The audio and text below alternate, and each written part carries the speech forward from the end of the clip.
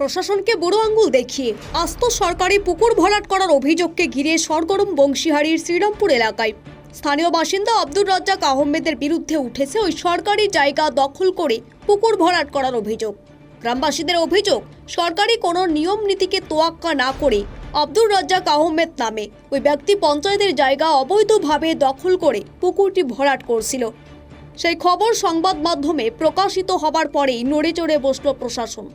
খবর প্রকাশ হতে সরজমিনে খতিয়ে দেখতে সোমবার ঘটনাস্থলে পৌঁছান মহকুমা ও ব্লক প্রশাসনিক আধিকারিকরা। গঙ্গারামপুর মহকুমার ডেপুটি ম্যাজিস্ট্রেট সুবল চন্দ্র বিশ্বাস ও বিএলআরও দপ্তরের আধিকারিক মলয় চক্রবর্তী ঘটনাস্থলে গিয়ে অভিযুক্তের হাতে আইনি নোটিশ ধরিয়ে দেন এবং অভিযোগ প্রমাণিত হলে আইন অনুযায়ী ব্যবস্থা নেবেন বলে আশ্বাস দিয়েছেন মহকুমা ও ব্লক প্রশাসনিক আধিকারিকরা। এ বিষয়ে বিএলআরও দপ্তরের আধিকারিক মলয় চক্রবর্তী জানিয়েছেন,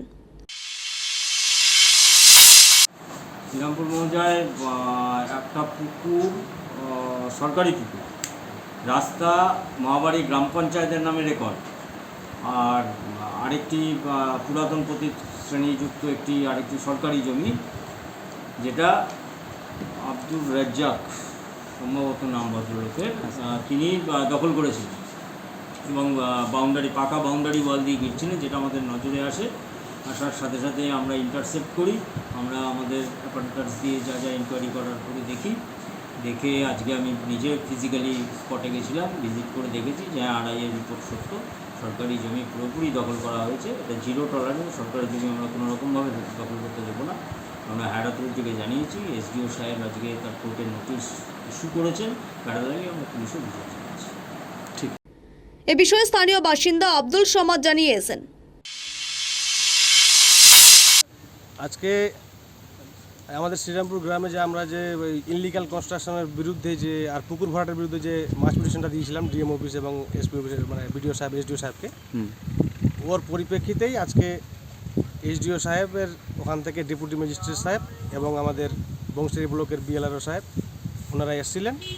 এসে অভিযুক্ত পুকুর ভরাট এবং ইনলিগাল কনস্ট্রাকশন এবং গভর্নমেন্ট ল্যান্ড জবরদখল করে রাখার অভিযুক্ত যে আব্দুর রাজ্জাক আহমেদ আছে, ওনাকে নোটিশ ধরিয়ে গেছেন এবং আগামী 11/7/2024 এর মধ্যে এসডিও কোর্টে দেখা করতে বলেছেন। এই বিষয়ে শুধু একটা কথা বলবো যে আমরা মিডিয়া সাংবাদিক, আমরা তো জানি যে আমাদের ভারতীয় সংবিধানের চতুর্থ স্তম্ভ সংবাদ মাধ্যম। অতএব সংবাদ মাধ্যমের জেরেই যদি আমাদের এটা হয়ে থাকে, আমরা অবশ্যই সংবাদ মাধ্যমকে অসংখ্য ধন্যবাদ জানাই গ্রামবাসীর তরফ থেকে। দক্ষিণ দিনাজপুর থেকে সীমান্তের কথার বিশেষ